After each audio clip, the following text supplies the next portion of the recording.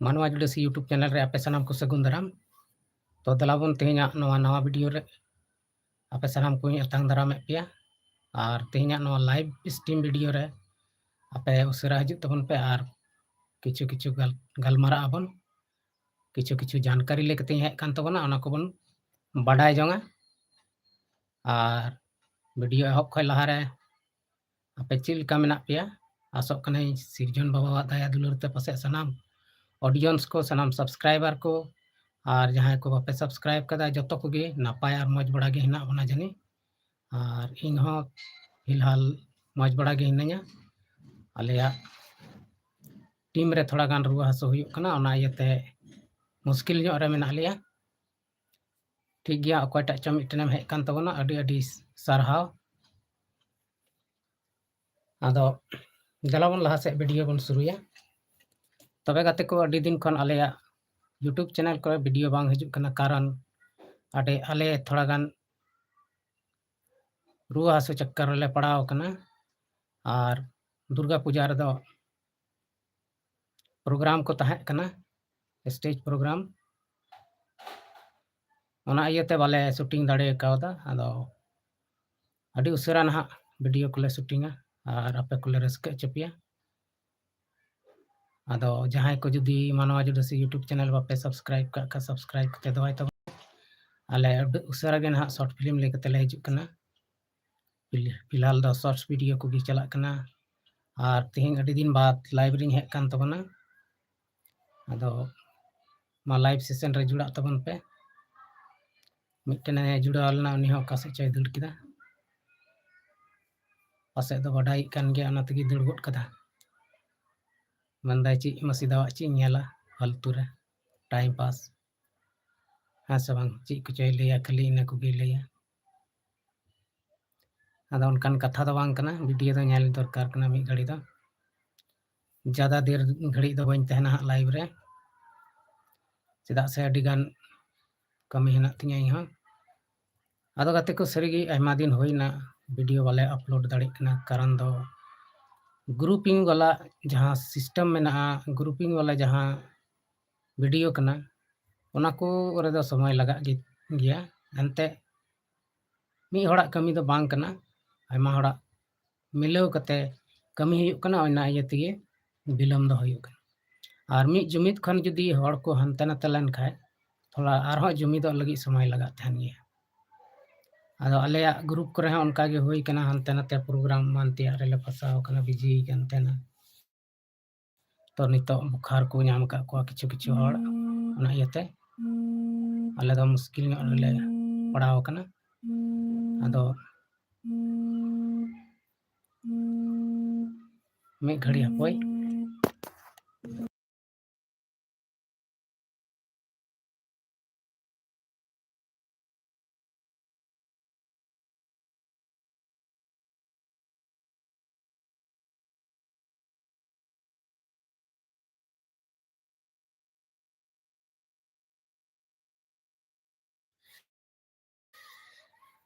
तबे गाते को मिटन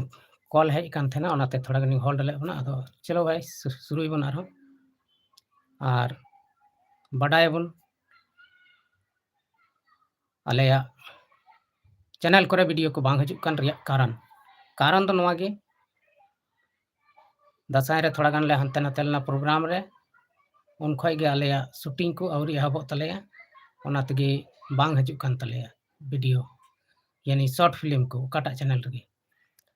आदो प्रोग्राम को रुआड़ कते दो थोड़ा गान आर्टिस्ट को रुआ हसो बड़ा बुखार बड़ा कान तलेया ओना तगे नितो मुश्किल ᱧᱚᱜ रे हेना लिया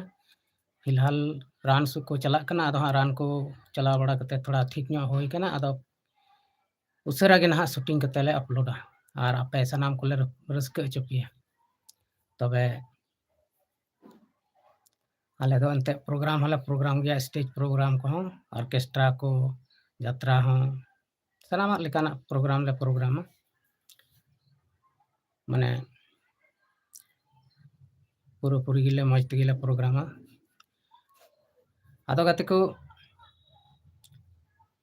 नितो बन बड़ाय गया अब झारखंड रे इलेक्शन सेटर कान तबना विधानसभा चुनाव यानी कि मुख्यमंत्री बन चुनाव को ओना बखरा ते थोड़ा गान बन गालमाराव लेनगे आदो झारखंड रे दो विशेष कते ढेर कायते अब बन बड़ाई गया अब आदिवासी को गे ढेर मेना बना और मेनको आदिवासी राज केना झारखंड दो ओना तगी जहाटा पार्टी रेन गे को दुड़ु आदिवासी मुख्यमंत्री गे को दुड़ु तबना और एहब खन नित हबीज ते आदिवासी गे को दुड़ु हजु कना चलावेन 9 बछर रे अब झारखंड मुक्ति मोर्चा रेन हेमंत सोरेने दुड़ु कान तबना किछु दिन एडिया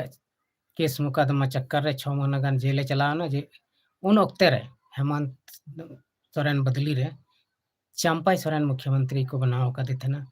चंपाई सोरेन हो थोड़ा दिन 6 महीना लका दुड़ुबना और हेमंत सोरेन उडुकेन खान उनी हो कुर्सी को इकावदा और हेमंत सोरेन के मुख्यमंत्री और हो बनाव रुवाड़ना नोआ को हुयन खान चिट हुदिस किदा बड़ी बुझाव किदा से ची चिका किदा से चिट को मेताव दिया चंपाई सोरेन दो जेएमएम खो यानी झारखंड मुक्ति मोर्चा खन उडुक कते बीजेपी रे चलावना और बीजेपी दो अड़ी को रस्का लेना एहब रे दो चेदा से मिटन दिग्गज नेता आको से को इदी किदिया ओना मेन कते और सरायकेला विधानसभा रे उनी दो अड़ी मारांग हीरो यानी कि टाइगर तरुप को मेताय तेना सरायकेला रेन तरुप कनाय मेनते आदो उनी तरुप गे जखन दिन दिन हुयु धुरवना आयमा दिन हुयु धुरवेन खान दो उनिया ग्रुप रेन से उनी सा तीन नेता को मेन बड़ाय थेना चला बीजेपी ते सनाम को गुणुइना चेदा से अब बन बड़ाय गया आदिवासी को दो मिटन बीजेपी से मिटन एटा समाज रे चला दो थोड़ा मुश्किल गिबन बुझेवा चेदा अंडे अब उन मान सम्मान बाको माबना खाली को इस्तेमाल बो तहना आको काम उडुक लेन का अब दो कोई मान सम्मान बाय एमा उनका ओनाते सनाम को बगिए दिया और उनी दो आइस करे तहना और जुदी चंपाई सोरेन हो आज एकला ते मिटन पार्टी तिंगो लखान जनिक को तहे को गया मेनखान उनी दो एटा पार्टी रे से एटा दल रे बोलोयनते ओना हो बीजेपी दल रे बोलोयनते उनी दो बांग को कुसिए दिया और उनी दो को इकाव दिया ओना लेका गे वोटर को अडी हड़ को उनी से को चला कना अडी हड़ बाको चला कना नितो बीजेपी रे फुट हुयुक कना चेदा से चंपाई सोरेन अडिगान बीजेपी नेता को रंगावाय कना और चंपाई सोरेन उनी हो चलाव कना बीजेपी रे मुख्यमंत्री बिना मेनतेगे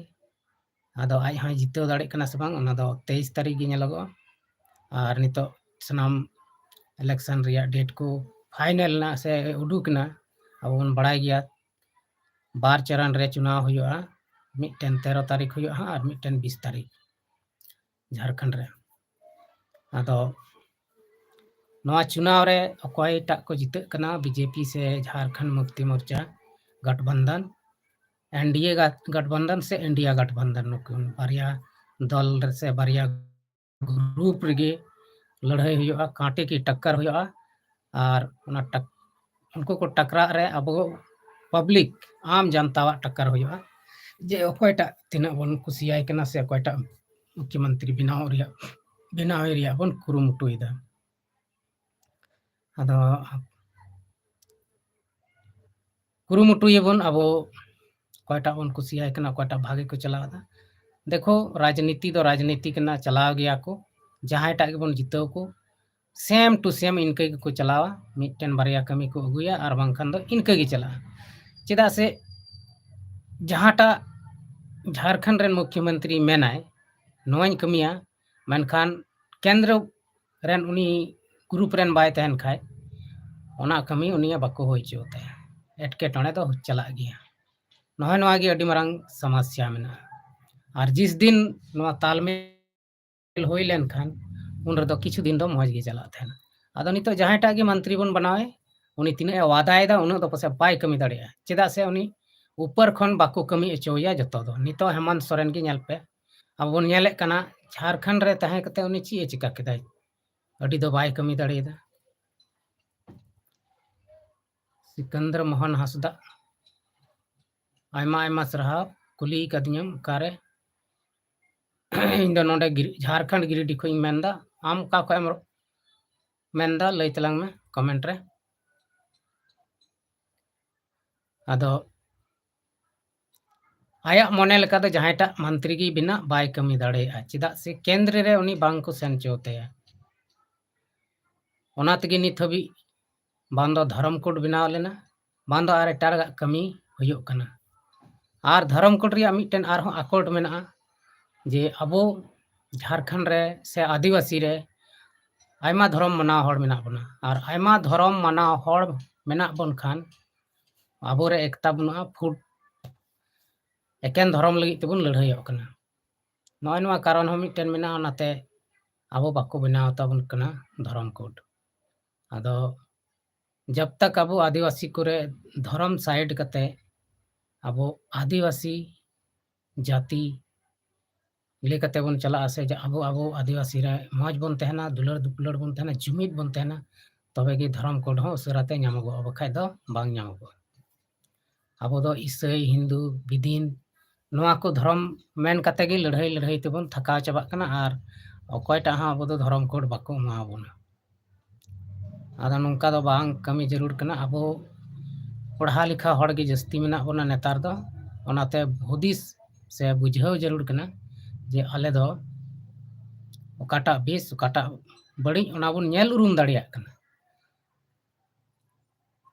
आर ओना लेका बाबोन चला खान तबे दो अबो दो नोंका गेबोन तहना जायजोग कोई उपाय बनुआ नेलाबोन तपाम झगड़ा तेगे बोन तहना आर चित हो बांग हुयुआ और आयमा ढेर धर्म मनाव ची लगी को मनाव दा अबो बन बड़ाय गया भारत दिसम रे भारत दिसम दो धर्म निरपेक्ष दिसम कना जे जहांटा धर्म गे जहां गे मनाव दाड़िया आयमा आयमा सरहा सुरेंद्र मोहन हासदा ओडिशा मयूरभंज खने मेने कना अदो आयमा आयमा सरहा सुरेंद्र बाबू तो लासे वीडियो बढ़ाए तबना तो कथा हुयुग कना नहय नवा कारण कोगे मेना तबना अबो अबो रे लड़ाई नवा अडी मारंग कारण कान तबना धर्म कखनते लड़ाई धर्म दो अपनार जायगा रे बोन इक्केवा और अबो बोन जुमिदो मा अबो बोन जुमिद लेन खा आदिवासी को तबे दो नेल में खटी गे अबो जहाना बोन मेना ओना गे बोन ᱧᱟᱢᱟ ओना तेगे अबोआ चित हो बांग होई दाड़िया कना और बाडाय लई के लिकाय लई के तबोनाई जे भारत दिसम दो धर्म निरपेक्ष दिसम कना नवा दो जहां गे जहाटा धर्म में मना दाड़िया कोई माना बारन बनुआ आ भारत दिसम गी नुंका दिसम मेना कना जे मेनते नोड़े 6टी ऋतु ᱧᱟᱢᱚᱜᱚᱜ कना एटा दिसम रे दो मिटन चाहे बारिया उनका गे धर्म हो एटा एटा दिसम रे दो मिटन धर्म से बारिया धर्म इनके को मनाए कना और अबो दो चिलका ऋतु उनका गे अडिगान धर्म और मनाए कना मिटन घरांज रे से मिटन बोया रे से मिटन गोगो बाबा रेन गिद्रा गे बार पे किसिम धर्म को मनाए कना और ओना घरांज रे मौज गे को तहनक कना जहां रे दो को लड़ाई झगड़ा कन गया मेनखान लड़ाई झगड़ा दो बांग जरूरा धर्म से जुदी बुन चला कन खाय से धर्म बखरा जुदी बुन मेने कन खाय तो धर्म रे दो ओकाटा धर्म रे नुंका दो बांग ऑल कना जे मेनते आपसी रे लड़ाई झगड़ा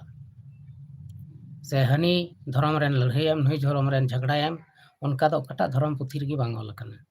एनते हो मनवा पापी मनवा कना बोन ओना इयते अब धर्म कखन तबन लड़ाईओ तपाम हो झगड़ा जे इन दो मौज धर्म दा हनी दो बड़ी धर्म दा मेनखान सनाम धर्म मौज किया जुदी आम अंतर मने खय मस्तेम ओना मना बताव खाय तबे दो मौज गया और सनाम खय मारंग धर्म दो मानवता कना आम मिटन मी एटागी मानवा अपनार लेका दुलड़ेम ओना ओनागे मिटन असल धर्म दो कना मेनखान उनका दो कोयटा गे बाको कमीदा और बाबन कमीदा ओना तेगे अबुआ जहां मांग तहन कना जहां सरकार ठे जहां मांग तहन कान तबन ओना बांग बन ᱧᱟᱢ दाड़ियाग कना अड़ी गान समय लगाव बन कना तब ते हबन ᱧᱟᱢ दा चाहे बाबन ᱧᱟम हबन दाड़ियाग कना अदो नोंका लेकाते अबुआ झारखंड रिया स्थिति अड़ी गड़बड़ गे चला कना नितो बन ᱧᱮᱞ दा झारखंड रे नेता को बन ᱧᱮᱞᱮᱫ कोआ तुरंत तुरंत दल को बदल दा तेहिं नोटा दल रे मनाय खाय गपा हानाटा दल रे चला कना तो नहय नो दल बदलू ते दो जहाय ऊपर रे चिकातेम पतिया अब बाबन बतिया दाड़िया उनी रम पतिया कना तो गपा हिलो उनी तुरंत बदल होय बगी माय आदो नोंका ते दो कोयटा दल रे आमेम पतिया से बाम पतिया कोयटा भोटिया से बाम भोटिया आमेम बडाया अडिगान बीजेपी खय अरे नोआ दो हंते नते तहन कना थोड़ा थोड़ा लालच थोड़ा थोड़ा जहाना को लालच को माव को कना तो हंते कना को नते कना को नोआ कारण तेगे हा नितो कोयटा बन जिताव दी कना अब पब्लिक रे मेना ओना को दो नेता करे दो चिन हो बनुआ उनी दा तिंगो कना तिंगो थीर कना आदा नोंकाते अब आदिवासी राज कान तबना सनाम आदिवासी बोया मिश्रा को हुदिस मबन जे भागे से भागे मुख्यमंत्री बन बनाव रिया बन कुरुमुटुया विशेष कते अब बन बड़ाय गया अब कमी को से अब चिलका बन तहन कना आदिवासी दो लगभग भारत रेन जतो आदिवासी को चाहे दो जहाटा जाति रे मेना को आदिवासी को अब दो नेल तेगे बन नेल उरुमो जे आदिवासी कना को नको दो मेनखान अबुआ जहां जाति कना अडिगान हड़ नोंका मेना को जे ओकोय रिया को कुरुमुटुया मेनते इन दो आदिवासी दुन बांग कना आदा नोंका ते दो अबोगे मार बन जम दा नितो अबो बन नेले को कुड़मी को तिली कुड़मी उनको जहां दो आदिवासी लगित को लड़ाईयो कान पहिल रे दो उनको हो उनका गे को कमी लेदा जे इन दुन देखो कना देखो लेका को धर्म ए तेना ओना तेगे आदिवासी आरक्षण को दो उनको दो बाको नाम तेना और नितो पूरा को लड़ाई कना दो लड़ाई रे तीन दिन बाद आदिवासी रिया दर्जा को नाम दा से बाको नाम दा नो दो बाबन बड़ाय दाड़िया और जदि अब आदिवासी होई कते हो अब हो उनको लेका बन कमी खाय तबे दो अब हो अब जे आदिवासी रिया आरक्षण अधिकार मेना तबना ओना सनाम अब को रे बना और अब दोबन बेघार उतरो अब दो लटू जत ता बन बिना लटू जत बनाव कते हो अब दो ची ओंटे ओना जायगा रे अब को स्थान को मा बना से जहां मंदिर से गुरुद्वार रे अब भितरी से को बोलो चो बना तीस में बाय बोलो चो और बाबन बोलो दाड़े जहां तिना हिंदू धर्म में मना जहां तिना सिख धर्म में मना आम भितरी जहां ठे कना ओडे दो पंडित पुरोहित दो बाय बोलो चो माने दो छुआछूत गे लिखा मिया लटू कटी जत गे लिखा मिया आदो नय नोंका बेमानत मिना एटागा दो चे अब नितो बन नेले कना अबोरेन भारत दिसम रेन राष्ट्रपति अब आदिवासी कनाय गोगो कान तबनाय मेनखान उनी हो नको हिंदू को प्रधानमंत्री को उनको को कारे मंदिर रे बाको बोलो चवाय आदो नहय नोंका कना अब उनको तिना को मान मानते बना ओना दो बन बड़ाय नामे कान गया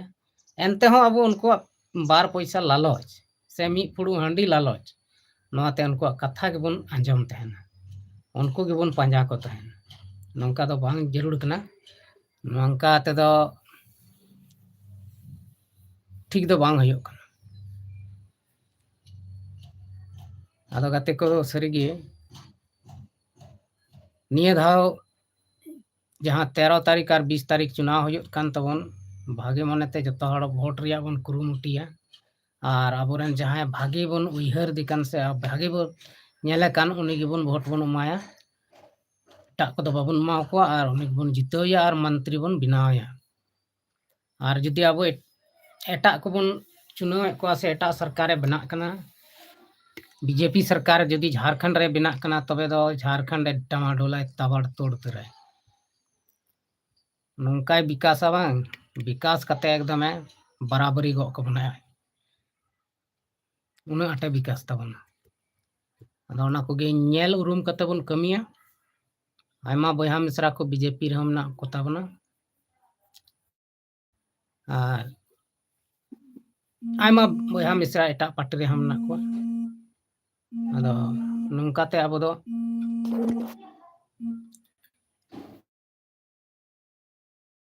बाबन लावाई रमा अपनारा पार्टी मेन कते काटा बन मेंदा अब आदिवासी दलित हित से उपकर लगी जहाटा पार्टी कमी तबना उनेगी अब बन भोटाया और उन्हीं बन जितवया उन्हीं मंत्री बन बनाया ताकि उन्हीं अब लगी कम से कम 1% 2% है कमी और बखाय दो एटा पार्टी दो बड़ा कमी को से बको कमिया बाबन ले दाड़ी कना बीजेपी रेन हो को दुड़ुब लगायना तिना को कमी किदा नितो 2000 रे झारखंड राज्य अलग कना और 2024 चाबा कना यानी 24-25 साल होयो कना 24-25 साल रे तिना विकास होई कना नवा बन नेले कान गया और हजुकान दिन रे तिना विकास होयो ना बन नेल गया और नवा को जे प्रक्रिया में चुनाव को नवा कदो हजु चला तगी तहना नौका गे चला हजुआ नवा दो नौका गे कमी हो उनका गे को कमिया जहाँ को मेना ओना दो जतो दो बांग पूरा कमी नवा दो गारंटी गया जुदी जतो मी धारे कमी पूरा लेन खाय तबे विपक्ष को दुड़ु कना चिदा उनको को होई चुकिया आदो नौकाते आदिवासी समाज लहा से बढ़ा लगी दो अब ऊपर रे जुमिद होयोआ अब आदिवासी को जुमिद कते कमी हुयो तबना ताकि अब लहा से दबन बढ़ा दड़े तबना और बखाय दो वही जहाँ का तहाँ के बन तहना नितो झारखंड मुक्ति मोर्चा रेन स्टार प्रचारक मेन कते कल्पना मुर्मू सोरेन को मेताय कना उनी पूरे जोर सोरे लगाव कना जब हेमंत सोरेन जेल रे ताहना उन वक्त खनी राजनीति शुरू कदा और नितो पूरे झारखंड रे मेन चाहे पूरे भारत रे मेन पूरे चर्चा रे मनाए और पूरे चर्चा रे मनाए ते उनी जहाँ जहाँ गे चला कना पूरी भीड़ को जमा कना और नवा भीड़ को नेल तगी बीजेपी दो हालत खराब कानते उद्गार दा जरो कानते रबांग दिन रहो और जे हेतु भीड़ को जरवा कान उनका जदी मी मौत झारखंड मुक्ति मोर्चा गे को एम लेखान बुझका पे बढ़ाए बन जे झारखंड मुक्ति मोर्चा गे जीत और उनी गे आरहो मिधा सरकार बना जाहे तो भीड़ नेलो कान ओना है तिन मेनदा और ओना भीड़ लिका तिगे बीजेपी रेन को बतर कना जे कालका चाल को चलाव के झारखंड मुक्ति मोर्चा रे नेता को आदो कल्पना सोरेन नितो दो पूरे जोश और जुनून कते कमी कना ओनाते पूरी उनी को सारहाव दिकना और उनी नेलते विपक्ष को बतरो कना उनी एतहब खय गे उनी पूरे रोड रा केदाय आरे रोड रा तुलुई गे उनी राजनीति एहब केदाय और नितो दो एकदम मजबूत नेताय बनाना मजबूत चेलको मताया भाषण रेन पूरे एक्सपीरियंस ओलो पढ़ा हड़ कनाय से ओनाते जहान आकट बांग होई लेनते और पूरे ताबड़ तोड़े रोड दड़ेआ अदा नोय नोंका लेकाते उनी दो स्टार प्रचारक के बनावना और बनाव कते नितो दो पूरे झारखंड से पूरे दिसम रे आया राजनीति पसनाव केदा आदो गति को और विशेष नोआ लाइव स्ट्रीम रे दो इना गेबन गलमरा बाकी बाद रे बन गलमरा ना और हाँ लाइव रे हिजुआ बखाय दो नोंका गे वीडियो करे और हाँ बन यापाम मा तबे तिहिना नो लाइव सेशन वीडियो दो नोडे गे मुचे तबना जतो को गे मा मुचे जोहार।